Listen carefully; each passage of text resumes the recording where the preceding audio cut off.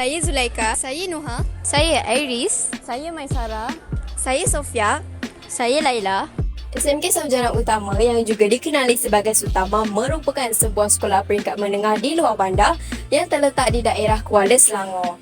Di sekolah kami terdapat seramai 4,320 orang pelajar dan 220 orang guru.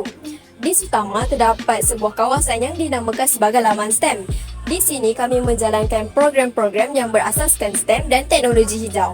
Antara projek yang sedang kami jalankan ialah projek belaan ikan air tawar di dalam longkang. Taman sains sekolah kami terdapat satu longkang sepanjang 800 meter yang dijadikan tempat belaan ikan. Masalah dihadapi ialah air belaan ikan sempat keruh dan berbau.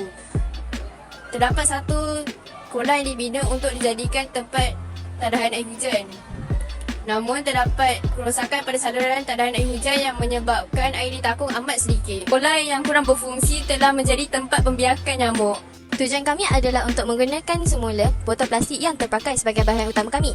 Selain itu, kami juga menggunakan kolam tadahan air hujan yang terbiak sebagai binaan penapis air kami. Lepas mendak keladak. Keladak merupakan satu alat yang dibuat untuk menapis air belaan ikan di dalam longkang.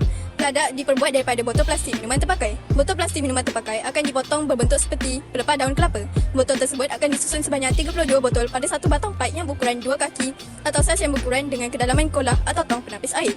Kedua ujung batang pipe tersebut akan dipotong sedalam 3 cm dan dikopak keluar. Bahagian yang dikopak keluar akan bertindak sebagai kunci atau penahan pelepah botol tersebut daripada terkeluar dari batang pipe. Dalam kolah tersebut mengandungi sebanyak 60 set peladak yang disusun secara rapat-rapat. Terdapat banyak kelebihan penggunaan peladak, antaranya termasuklah kosnya yang rendah. Peladak boleh dicuci dan digunakan semula. Selain itu, produk kami menggunakan konsep DIY iaitu do it yourself menggunakan bahan terpakai seperti botol plastik.